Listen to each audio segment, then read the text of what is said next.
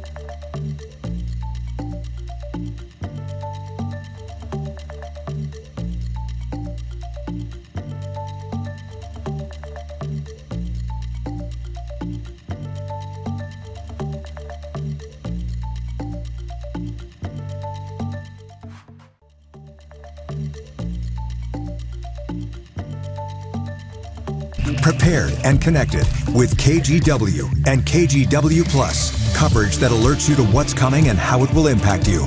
Watch extended weather coverage on KGW Plus. The KGW Plus TV app, streaming 24/7. Local news from the team you trust. Track how the weather will impact your day. Breaking news live from the scene. All the local news you need. KGW Plus. Download on your TV and watch for free.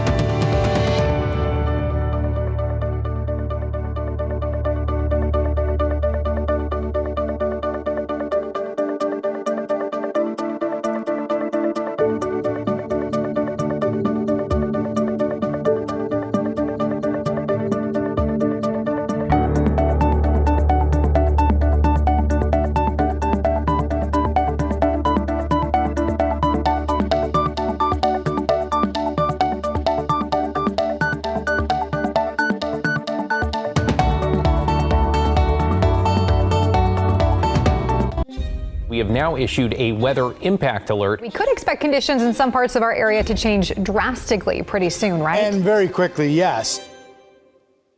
This is significant rainfall coming our way. You'll definitely want to be extra cautious. Certainly becoming increasingly hazardous. We've got the potential for some tree limbs or even trees or power lines to come down. Of course, when you hear thunder, it's always best to take cover. On Weather Impact Alert Days, stream extended coverage on KGW Plus.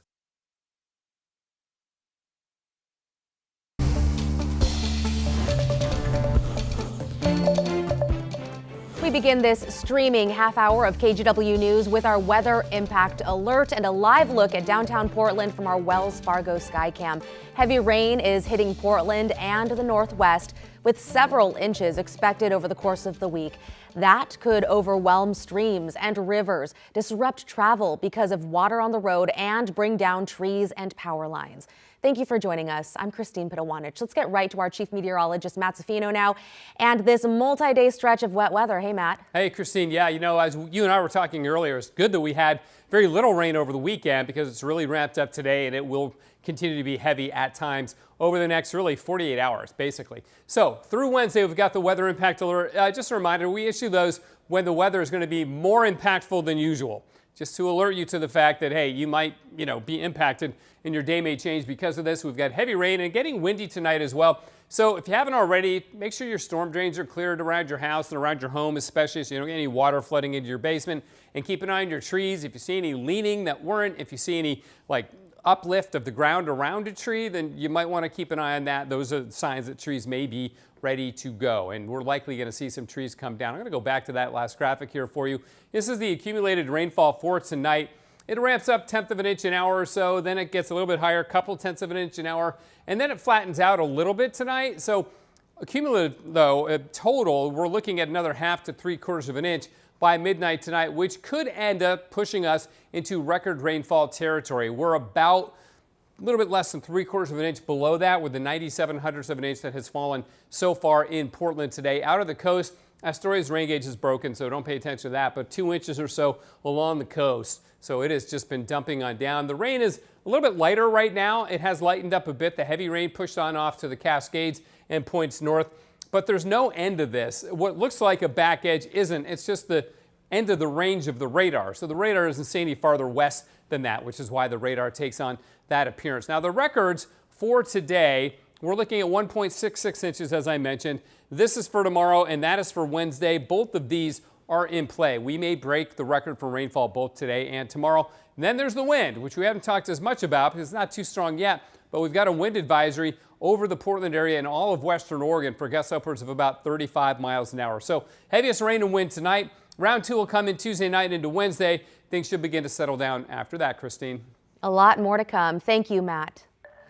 Local road crews are preparing for the possibility of flooding and slides as well. They're treating this as though it's a big winter storm, but with wind and rain being the main threats this time around. Already, we're seeing ponding, standing water around the Portland metro area.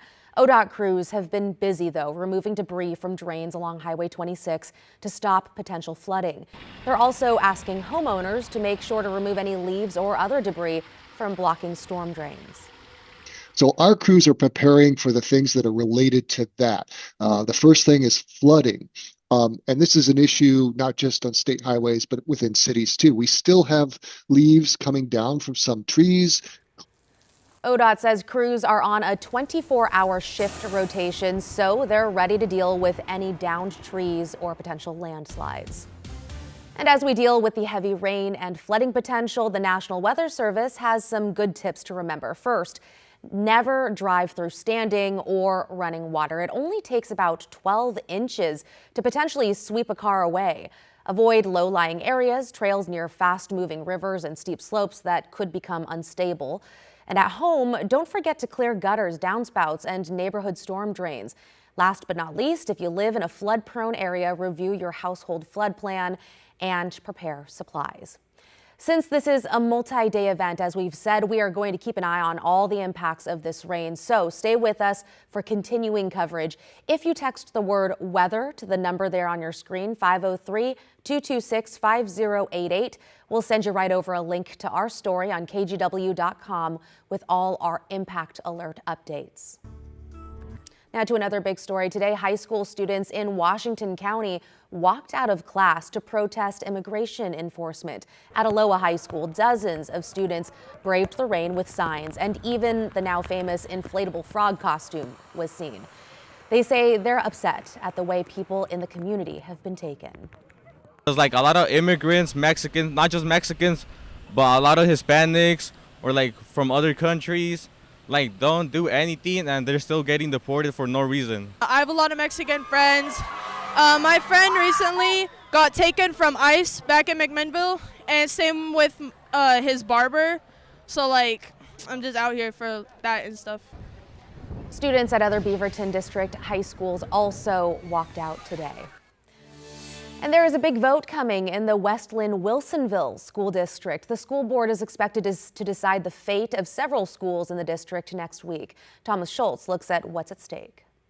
We're here at Bolton Primary School in West Lynn, which is at risk of closing now, and some parents say they feel blindsided by the decision. Just a few weeks ago, voters passed a $190 million bond measure for repairs and upgrades district-wide. Soon after that bond measure passed, the school board announced that it was looking into closing 3 schools. Now, along with Bolton Primary School, Cedar Oak Park and Stafford Primary School are also at risk of closing. Those are the 3 primary schools with the lowest number of students. Though last January, the school board voted unanimously to keep all primary schools open through the end of the 2027 school year. And that big bond measure passed last month was promoted to fund repairs and upgrades at all schools, including these now on the chopping block. That changed after the bond vote when the superintendent laid out a deficit in the budget and recommended shutting down all preschools and closing Stafford and Bolton Primary. Now, some parents tell us that they didn't have all this information when they voted to pass a bond measure, which passed pretty narrowly in this school district. Still, we'll learn more about the fate of these 3 schools at a school board meeting tonight, which will be held at 6 o'clock. In West Lynn, Thomas Schultz, KGW News. And in an update, federal mediators say negotiators for legacy health management were back at the bargaining table today. More than 100 advanced practice providers have been on strike since last week.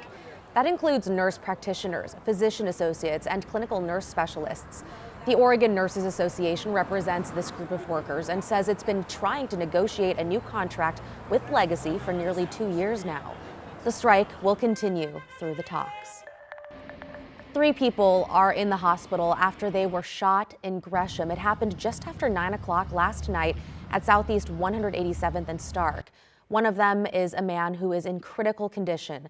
Police also say 2 minors were shot but are expected to survive. Police in Canby say a minor was killed in a shooting last night. It happened just after 11 p.m. near South Locust Street and 2nd Avenue. Very few details are available beyond that. We have a KGW crew looking into this story and we'll bring you an update tonight at 11. Big bang, my heart's racing. I'm a vet, so I don't know, very fight or flight instantly. That is how one man described escaping a fire that set off multiple explosions. It happened Sunday morning at an apartment complex on Portland's east side near Southeast 162nd and Clay Street. Here's KGW's Jake Holter with the details. Smoke pouring out of this apartment building Sunday morning. The other side blown out after an explosion. The first reporting crews saying there was heavy fire showing upon their arrival, with a couple folks that had jumped from the 2nd floor where it appears to be possibly the origin of the fire. We're told more than 60 firefighters responded to the scene. Portland Fire and Rescue Public Information Officer Christine Pizzulo says one person was transported to Legacy Emanuel Hospital in critical condition. She says the building itself is also unstable now. A total of 4 apartments with occupants are now displaced, including the person who lives in the apartment below, who we talked to. And I hopped out of bed, there was a big crack in my ceiling and glass on the floor, so I walk outside to check it out. And there's a hole blown out of the side of the building above me. The resident we spoke to, who chose not to give their name, says it sounded like the explosion was caused by fireworks. There was a big explosion to start, and then just as the fire spread, I guess it started getting into more of the fireworks. And so yeah, I ran out to the park. The exact cause of the fire is still under investigation. Jake Holter, KGW News. The Red Cross said it is helping 3 families displaced by that fire. Still ahead, a crucial time of year for local small businesses. Why they're optimistic about the make or break holiday shopping season despite the economic challenges they're facing. We'll also leave you with this view from our Rose City Skycam as we head to break on this KGW Weather Impact Alert Day.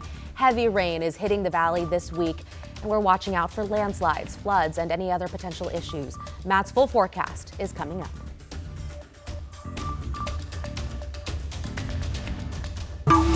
The KGW Plus TV app, streaming 24/7. Local news from the team you trust on your time. Track how the weather will impact your day. It's certainly becoming increasingly hazardous. Extended, continuous coverage of breaking news live from the scene. That snowpack is still heavy. Go deeper with in-depth interviews and exclusive reporting. All the local news you need, live or on demand.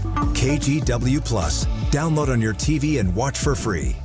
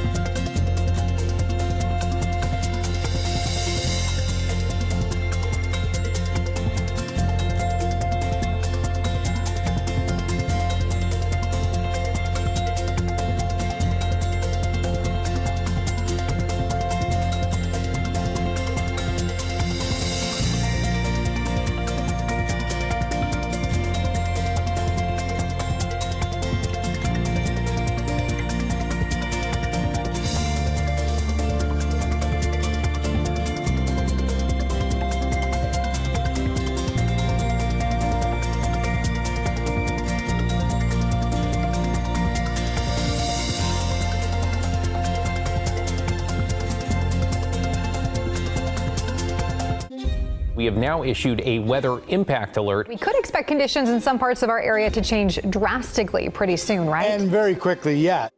This is significant rainfall coming our way. You'll definitely want to be extra cautious. Certainly becoming increasingly hazardous. We've got the potential for some tree limbs or even trees or power lines to come down. Of course, when you hear thunder, it's always best to take cover. On Weather Impact Alert Days, stream extended coverage on KGW+. Welcome back. A local business owner says this holiday shopping season brings a welcome boost in sales for many small businesses. KGW's Libby Dowsett caught up with a person known as the hot sauce champion who's heating things up to catch shoppers' attention. The crew over at Hobbs Sauce is celebrating winning the best hot sauce small batch company in the world through Old Boney Mountain International. But times have been challenging for small businesses, including Hobb, as they deal with economic uncertainty and inflation.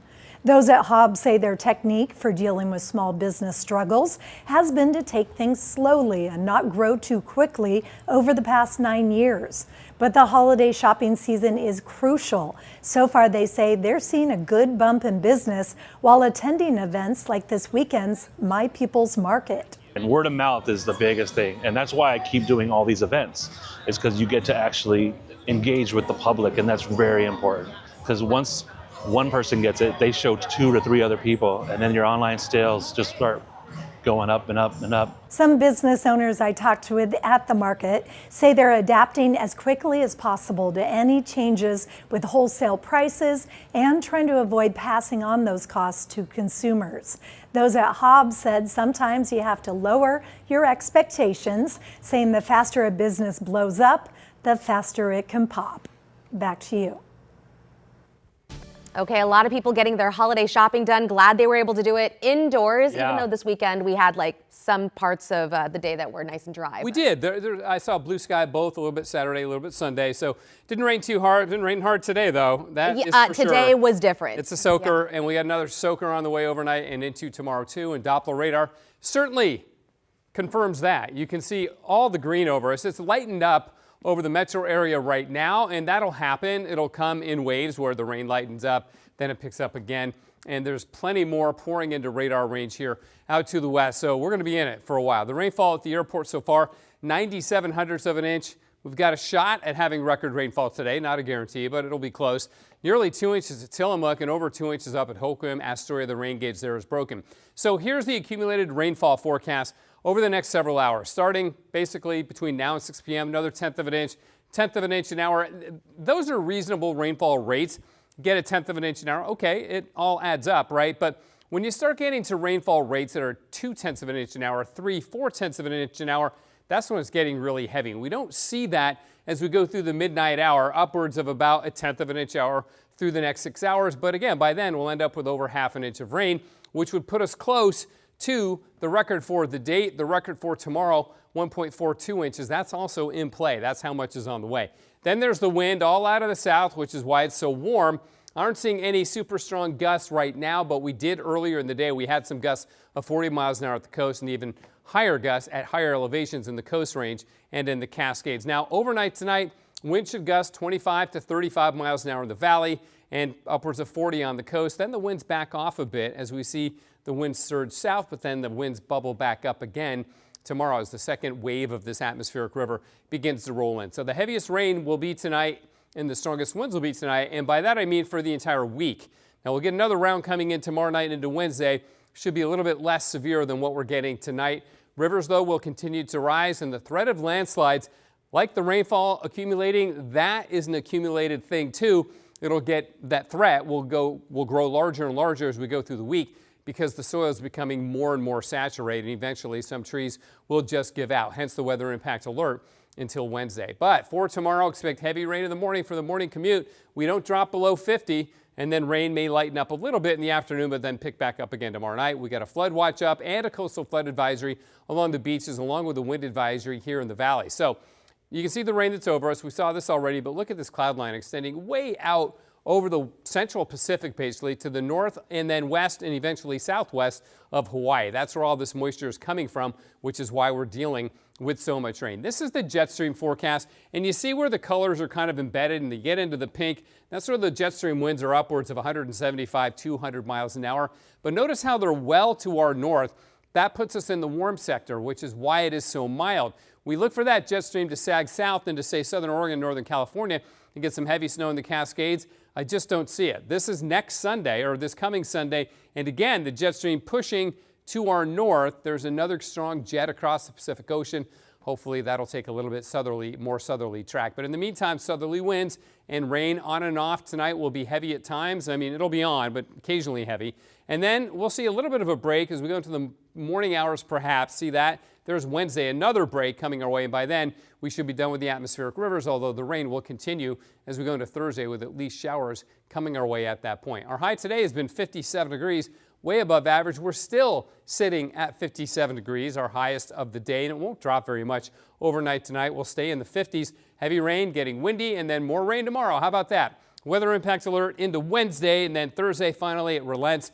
Rain turns to showers. Partly sunny on Friday and Saturday, and we'll likely get into some more rain late in the weekend and into next week, but it won't be nearly as heavy as what we're dealing with now and for the next day or so. Yeah, Monday, right? But I'm already looking forward to Friday, Saturday when we get some of the breaks. Oh, you bet, for several reasons. For several reasons. Thanks, Matt. Sure.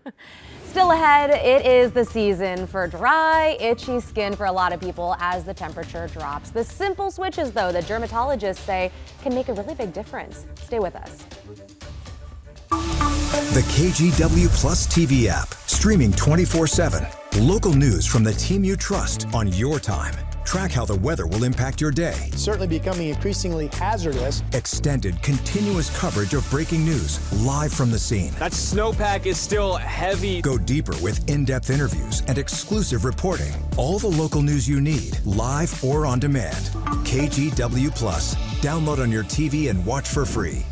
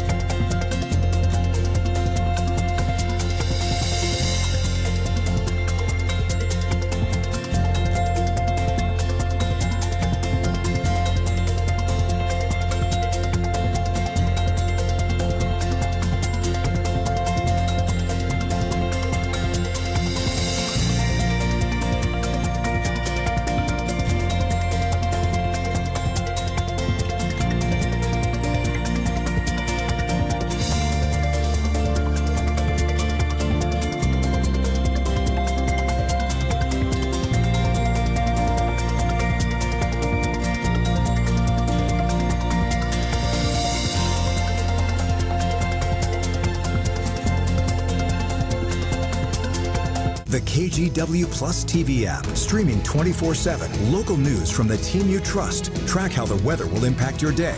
Breaking news live from the scene. All the local news you need. KGW Plus. Download on your TV and watch for free.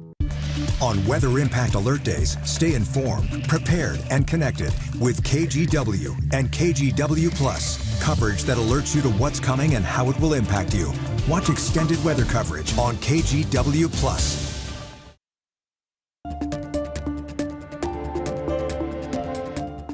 Welcome back. It's that time of year when the cold weather can cause big problems for your skin. In today's Health Minute, Mandy Gaither talks to a dermatologist about how you can keep your skin protected.